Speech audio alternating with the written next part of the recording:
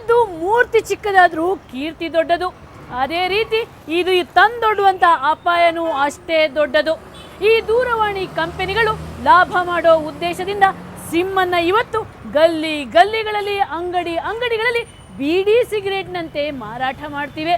ಇದರಿಂದಾಗಿ ಇವತ್ತು ಕಂಪನಿಗಳ ಲಾಭ ತರೋ ಉದ್ದೇಶದಿಂದಾಗಿ ಈ ಸಿಮ್ ಇವತ್ತು ಭಾರೀ ದೊಡ್ಡ ಅಪಾಯನ ತಂದೊಡ್ಡುತ್ತೆ ಅನ್ನುವಂಥದ್ದು ನಮ್ಮ ರಹಸ್ಯ ಕಾರ್ಯಾಚರಣೆಯಿಂದ ಬಯಲಾಗಿದೆ.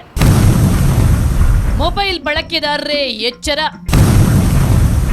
ನಿಮ್ಮ ಫೋಟೋ ದಾಖಲೆ ನಕಲಿ ಮಾಡ್ತಾರೆ. ನಿಮ್ಮ ಒಂದು ಸಿಮ್ 10 ನಕಲಿಯಾಗುತ್ತೆ. ಹೌದು, ನೀವು ಒಂದು ಸಿಮ್ ಅಪ್ಲೈ ಮಾಡಿದ್ರೆ ಕೆಲವು ದಿನಗಳಲ್ಲಿ ನಿಮಗೆ ಗೊತ್ತಿಲ್ಲದೆ ನಿಮ್ಮ ಹೆಸರಲ್ಲಿ ಬೇರೆ ಬೇರೆ ನಂಬರಿನ 10 ಸಿಮ್ಗಳು ಆಕ್ಟಿವೇಟ್ ಆಗ್ತವೆ. ಇಂಥ ದಂಧೆಗೆ ತುತ್ತಾಗಿ ನೊಂದ ಜೈಕುಮಾರ್ ನಮಗೆ ಪೂರಕವಾದ ದಾಖಲೆಗಳನ್ನು ನೀಡಿದ್ರು.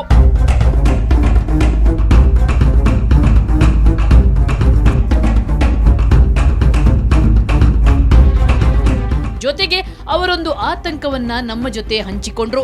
ನನ್ಗೆ ನಡೆದಿರೋ ಘಟನೆಯಲ್ಲೇ ನಾನು ಹೇಳ್ತಾ ಇದ್ದೀನಿ. ನನ್ನ ಅಡ್ರೆಸ್ ಪ್ರೂಫಲ್ಲಿ ಆ ನಂಬರ್ ಹೇಳಿದ್ರಲ್ಲ, ಇವರು 5 ನಂಬರ್, ಅದಲ್ಲಿ ಯಾರೋ ಒಬ್ಬ ಇವನು ಇರ್ತಾನೆ, ಟೆರರಿಸ್ಟ್ ಇರ್ತಾನೆ. ಅವನೇನು ಮಾಡ್ತಾನೆ, ಎಲ್ಲೆಲ್ಲಿ ಕಾಲ್ ಮಾಡಬೇಕು ಅದು ಎಲ್ಲ ಮಾಡಿ ಅವ್ನು ಏನೇನು ಮಾಡಬೇಕು ಅದೆಲ್ಲ ಅನಾಹುತೆಲ್ಲ ಮಾಡಿದ ತಕ್ಷಣ ಇವರು ಏನು ಮಾಡ್ತಾರೆ, ಸೈಬರ್ ಅವರಿಗೆ ಇದು ಮಾಡ್ತಾರೆ. ಆವಾಗ ಏನು ಮಾಡುತ್ತೆ, ಈ ನಂಬರ್ ನೋಡಿಬಿಟ್ಟು ಇದು ಯಾರ ಅಡ್ರೆಸ್ ಪ್ರೂಫಲ್ಲಿ ಇರುತ್ತೆ ಅಂತ ಅವ್ರನ್ನ ಚೆಕ್ ಮಾಡ್ತಾರೆ. ಅವ್ರು ಆವಾಗ ಏನು ಮಾಡ್ತಾರೆ, ನನ್ನ ಅಡ್ರೆಸ್ ಗೊತ್ತಾಗ್ಬಿಡುತ್ತದೆ. ಅಲ್ಲಿ ಸೀದಾ ಬರ್ತಾರೆ, ನಮಗೆ ಬಂದು ನಮ್ಮನ್ನ ಕರ್ಕೊಂಡೋಗಿ ಇದು ಮಾಡ್ತಾರೆ. ಎನ್ಕ್ವೈರಿ ಎಲ್ಲ ಎಲ್ಲಿ ಹೆಂಗೆ ಏನಿದೆ ಅಂತ ಕೇಳ್ತಾರೆ. ನಮ್ಗೆ ಏನು ಗೊತ್ತಿರೋದೇ ಇರಲ್ಲ. ಇವರ ಆತಂಕ ಅತ್ಯಂತ ಗಂಭೀರವಾದದ್ದು. ಒಬ್ಬ ಅಮಾಯಕನ ದಾಖಲೆ ಬಳಸಿ ಉಗ್ರರು ಪಾತಕಿಗಳು ಸಿಮ್ ಹೊಂದಬಹುದು. ಕೊನೆಗೆ ಉಗ್ರರ ಕೃತ್ಯಕ್ಕೆ ಅಮಾಯಕರು ತಲೆದಂಡ ನೀಡಬೇಕಾಗಿ ಬರಬಹುದು. ಟೆರರಿಸ್ಟ್ ಬೇಕಾದಂಗೆ ಈಸಿ ಒಬ್ಬನ್ನು ಯಾವನಾದ್ರು ಅಟೆಂಡರ್ನ ಅಥವಾ ಪಿಯೋನ್ನ ಅಥವಾ ಯಾವುದೋ ಒಂದು ಕೆಳಗಿನ ಕೆಲ ದರ್ಜೆ ಹೋದರೆ ಮೇಲರ್ಜೆ ದೋಸ್ತಿ ಎಲ್ಲ ಒಂದು ಸಿಮ್ ಕಾರ್ಡ್ ತೊಗೋಬೋದು. ಅದು ಎಲ್ಲೆಲ್ಲೂ ಬೇಕಾದ್ರೆ ಹೋಗ್ಬೋದು, ಹೆಸರು ಇಲ್ಲೇ ಇದ್ದಿರ್ತದೆ. ಅವ್ನು ಏನು ಬೇಕಾದ್ರೂ ಮಾಡ್ಬೋದು, ಯಾರ ಹತ್ರ ಬೇಕಾದ್ರೂ ಮಾತಾಡ್ಬೋದು. ಅಂಥ ಸಂದರ್ಭದಲ್ಲಿ ಟೆರರಿಸಮ್ಗೆ ಅಥವಾ ಏನೇ ಕ್ರಿಮಿನಲ್ ಅಫೆನ್ಸ್ಗೆ ಭಾರಿ ಈಸಿ ಆಗುತ್ತೆ. They can use that phone.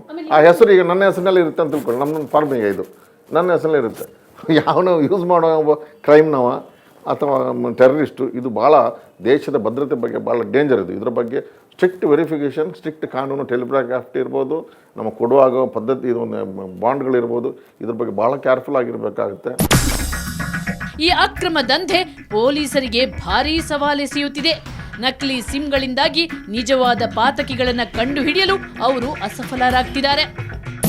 They download it from Facebook, some photograph, then take some information from that, fill it up, fake signature ಮಾಡ್ತಾರೆ, ರೆಗ್ಯುಲೇಟ್ ಮಾಡ್ತಾರೆ. This is all very very violative. ಆಮೇಲೆ police also ನೀವು ಎಷ್ಟೋ ಕಡೆ ಹೇಳ್ತಾರಲ್ಲ, ಬೆಂಕಿ ಎತ್ತದಾಗ ಇದನ್ನು ತೆಗೆಯೋದಂತ. We should be very firm.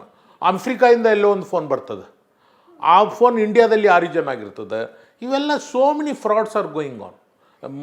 ಈಗ CCB is investigating such a case where a person calls up and tells that cars are there for sale, if you put this much of money in this thing bank, ಅದನ್ನು ನೀವು ಬಂದುಬಿಟ್ಟು car ತೊಗೊಂಡು ಹೋಗ್ಬೋದು, ಅದು ಇದು ಅಂತ ಹೇಳ್ಬಿಟ್ಟು. ಆಮೇಲೆ ಅಲ್ಟಿಮೇಟ್ಲಿ ಅವನ ಐಡೆಂಟಿಟಿನೇ ಸಿಗೋದಿಲ್ಲ. ಸಿಕ್ಕರು ಯಾವುದೋ ಅಮಾಯಕಂತ ಸಿಗ್ತದೆ. ಈ ಭಾರೀ ಜಾಲದ ಮೂಲ ಎಲ್ಲಿದೆ ಅನ್ನೋದನ್ನ ನಾವು ಹುಡುಕಲು ಪ್ರಾರಂಭಿಸಿದ್ವಿ. ಅದಕ್ಕಾಗಿ ಸಾಕಷ್ಟು ಗ್ರೌಂಡ್ ವರ್ಕ್ ಮಾಡಿದ್ವಿ. ಈ ದಂಧೆ ಹೇಗೆ ಮತ್ತು ಯಾಕೆ ನಡೆಯುತ್ತೆ ಅನ್ನೋದನ್ನ ನಾವು ಮೊದಲು ತಿಳಿದುಕೊಂಡ್ವಿ. ಜಾಲದ ಮೂಲ ಎಲ್ಲಿ? ಈ ಕಂಪನಿಗಳು ಈ ಅವ್ಯವಸ್ಥೆಗೆ ಮುಖ್ಯ ಕಾರಣ ಅವರೇನೆ. ಇವ್ರಿಗೆ ತಿಂಗಳ ಇಷ್ಟು ಅಂತ ಟಾರ್ಗೆಟ್ ಕೊಟ್ಟು ಅದನ್ನು ಇಷ್ಟು ಸಿಮ್ಮು ನೀವು ಆ್ಯಕ್ಟಿವೇಟ್ ಮಾಡಬೇಕು, ಈ ಆ್ಯಕ್ಟಿವೇಟ್ ಮಾಡೋದ್ರಿಂದ ನಿಮ್ಗೆ ಇಷ್ಟು ಇನ್ಸೆಂಟಿವ್ ದುಡ್ಡು ಕೊಡ್ತೀವಿ, ಈ ರೀತಿ ಎಲ್ಲ ಹೇಳಿ ಉಚಿತವಾಗಿ ಕೊಡೋದ್ರಿಂದ ಇವತ್ತು ಅದು ನಮಗೆ ಶಾಪವಾಗಿ ಪರಿಣಮಿಸಿದೆ. ಎಸ್, ಈ ಜಾಲದ ಮೂಲ ಇರೋದೇ ಲಾಭದ ಆಸೆಯಲ್ಲಿ. ಕಮಿಷನ್ ಆಸೆಗೆ ನಕಲಿ ಸಿಮ್ ಮಾರೋ ದಂಧೆ ನಡೀತಿದೆ ಅನ್ನೋದು ನಮಗೆ ಗೊತ್ತಾಯ್ತು. ಹೇಗೆ ನಡೆಯುತ್ತೆ ಈ ನಕಲಿ ದಂಧೆ? ಕಂಪನಿಗಳು ಕೊಡೋ ಟಾರ್ಗೆಟ್ ಮುಟ್ಟಲು ಮತ್ತು ಹೆಚ್ಚೆಚ್ಚು ಸಿಮ್ ಮಾರಿ ಹೆಚ್ಚೆಚ್ಚು ಕಮಿಷನ್ ಪಡೆಯಲು ದೂರವಾಣಿ ಕಂಪನಿ ಸಿಬ್ಬಂದಿಗಳೇ ಈ ಅಕ್ರಮ ಮಾಡ್ತಿದ್ದಾರೆ ಅನ್ನೋ ಮಾಹಿತಿ ನಮಗೆ ಸಿಕ್ತು.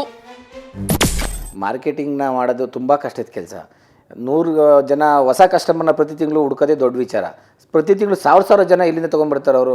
ಇವ್ರು ಏನು ಮಾಡ್ತಾರೆ ಅಂದರೆ ಕಂಪ್ನಿ ಟಾರ್ಗೆಟ್ ಕೊಡುತ್ತೆ, ಟಾರ್ಗೆಟ್ನ ಅಚೀವ್ ಮಾಡೋ ಒಂದು ದೃಷ್ಟಿಯಿಂದ ಹಣಕ್ಕೆ ವ್ಯಾಮೋಹಕ್ಕೋಸ್ಕರ ಒಳಗಾಗಿ ಏನು ಮಾಡ್ತಾರೆ ರೀಟೇಲರ್ ಶಾಪರು ಆ್ಯಕ್ಟಿವೇಟ್ ಮಾಡಿಬಿಡ್ತಾರೆ. ಫಸ್ಟ್ ಕಾಲ್ ಮಾಡಬೇಕು, ಸೆಕೆಂಡ್ ಕಾಲ್ ಮಾಡಬೇಕು. ಫಸ್ಟ್ ಕಾಲ್ ಸೆಕೆಂಡ್ ಕಾಲ್ ಮಾಡೋಕ್ಕೆ 10 ರೂಪಾಯಿ ರೀಚಾರ್ಜ್ ಕೊಟ್ಬಿಡ್ತಾರೆ. ಬರೀ 10 ರೂಪಾಯಿಂದ ಏನಾಗಲ್ಲ, ಬಟ್ 250 ರೂಪಾಯಿ ಸಿಗ್ತಾ ಇರುತ್ತಲ್ಲ, ಹಂಗಾಗಿ 10 ರೂಪಾಯಿ ಬದಲು 30 ರೂಪಾಯಿ ಖರ್ಚಾಗಲಿ ಅಂದ್ಬಿಟ್ಟು ಇವರೇ ಫಸ್ಟ್ ಕಾಲ್ ಮಾಡೋದು, ಸೆಕೆಂಡ್ ಕಾಲ್ ಮಾಡೋದು. ಅಷ್ಟೇ ಕಾಲ್ ಮಾಡೋದು ಮಾಡಿ ಕಂಪ್ನಿ ಅದು ನನಗೆ ಕಸ್ಟಮರ್ ನನಗೆ ಸೇರ್ಪಡೆ ಇದೆ ಅಂದ್ಬಿಟ್ಟು ಕಂಪ್ನಿ ಸುಮ್ಮನಾಗುತ್ತೆ.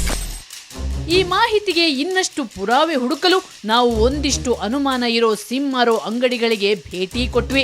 ಅಲ್ಲಿ ಮಾಹಿತಿಗಳನ್ನು ಸಂಗ್ರಹಿಸಿದ್ವಿ. ನಾವು ಭೇಟಿ ಕೊಟ್ಟ ಹೆಚ್ಚಿನ ಅಂಗಡಿಗಳಲ್ಲಿ ಆಕ್ಟಿವೇಟ್ ಆಗಿರೋ ಸಿಮ್ಗಳು ಬೀಡಿ ಸಿಗರೇಟ್ ಸಿಗುವಷ್ಟೇ ಸುಲಭವಾಗಿ ಸಿಕ್ತಿತ್ತು. ಆದರೆ ಯಾವಾಗ ಬೋಡೋ ಉಗ್ರರ ಪ್ರಕರಣ ನಡೆಯಿತೋ ಆವತ್ತಿನಿಂದ ದೂರವಾಣಿ ಕಂಪನಿಗಳು ಕೊಂಚ ಸ್ಟ್ರಿಕ್ಟ್ ಆಗಿವೆಯಂತೆ. ಕಂಪನಿಯವರು ನೋಟಿಸ್ ಬೇರೆ ಕಳಿಸಿದ್ದಾರಂತೆ. ಏನೂ ಇಲ್ಲ, ಫೋಟೋಸ್ ಎಲ್ಲ ಏನಿಲ್ಲ, ಹಂಗೆ ಮಲಗಿಸಿದ್ದೀನಿ, ಹಂಗೆ ನಿದ್ದೆ ಮಾಡ್ತಾ ಇದ್ದೀನಿ. ಎಲ್ಲ ರೈಡ್ ಆಯ್ತಲ್ಲ, ಎಲ್ಲ ತಣ್ಣಗಿದ್ದಾರೆ ಮೇಡಮ್, ನೋಡೋಣ ಇರಿ ಕೂಲ್ ಆಗಲಿ ಅಂತ. ಆಯ್ತು 3-4 ದಿವಸ. எழுதிட்டியல்ல இதெல்லாம் எழுதுற குடுறா மச்சான் பசங்க. ஏய் எல்லாம் எழுதியா சார், வெறும் ஃபோட்டோல அட்டாச் பண்ணியாச்சு. இப்போ ஜெராக்ஸ் பண்ணிட்டு சீல சம்பணும் பார், ஃபோட்டோல அட்டாச் பண்ணிட்டு எல்லாத்தையும். இப்போ இதெல்லாம் போகுது அவனுக்கு. ஆமா, இதெல்லாம் அனுப்பிச்சு விட்டணும்ல. இதெல்லாம் ஃபேக் இல்லையா? இதெல்லாம் ஃபேக் இல்லையா அப்படின்னா? இதெல்லாம் ஆவுதுடா. மெயில் அனுப்பிச்சிருக்கிறது இப்போ எதுக்கு அனுப்பிச்சிருக்காங்க? இனிமேவா? ஓகே, இன்னைக்கு வந்திருக்கிறது மெயில். ಆದರೂ ಒಂದೆರಡು ಅಂಗಡಿಗಳಲ್ಲಿ ಯಾರದೋ ಹೆಸರಲ್ಲಿ ಆಕ್ಟಿವೇಟ್ ಆಗಿರೋ ಸಿಮ್ ನಮಗೆ ಸಿಕ್ತು. ಹೀಗೆ ಯಾರದೋ ಹೆಸರಲ್ಲಿ ಆಕ್ಟಿವೇಟ್ ಆಗಿರೋ ಸಿಮ್ಗಳನ್ನು ಇವರು ಯಾವುದೇ ದಾಖಲೆ ಇಲ್ಲದೆ ಕಡ್ಲೆಪುರಿಯಂತೆ ಮಾರ್ತಾ ಇರ್ತಾರೆ. ಇವರಿಗೆ ದೇಶದ ಭದ್ರತೆ, ಅಮಾಯಕರ ಬದುಕಿನ ಬಗ್ಗೆ ಚಿಂತೆಯೇ ಇರಲ್ಲ. ಇವರಿಗೇನಿದ್ರು ಸಿಮ್ ಮಾರಿದ್ರೆ ಬರೋ ಲಾಭ ಮಾತ್ರ ಕೌಂಟ್ ಆಗುತ್ತೆ. ಈ ಸಿಮ್ ಎಲ್ಲಿಂದ ಬರುತ್ತೆ? ಈ ಅಂಗಡಿಯವರಿಗೆಲ್ಲ ಯಾರದೋ ಹೆಸರಲ್ಲಿ ಆಕ್ಟಿವೇಟ್ ಆಗಿರೋ ಸಿಮ್ ಹೇಗೆ ಸಿಗುತ್ತೆ? ಅದನ್ನ ಯಾರು ಸರಬರಾಜು ಮಾಡ್ತಾರೆ?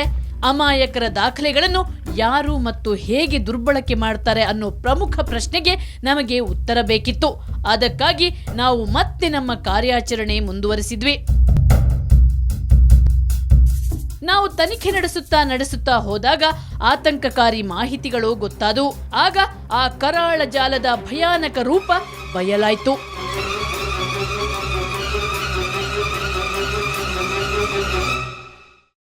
ಎಸ್, ಆ ಜಾಲ ಅತ್ಯಂತ ಭಯಾನಕವಾದ ಕೆಲಸವನ್ನೇ ಮಾಡ್ತಿತ್ತು.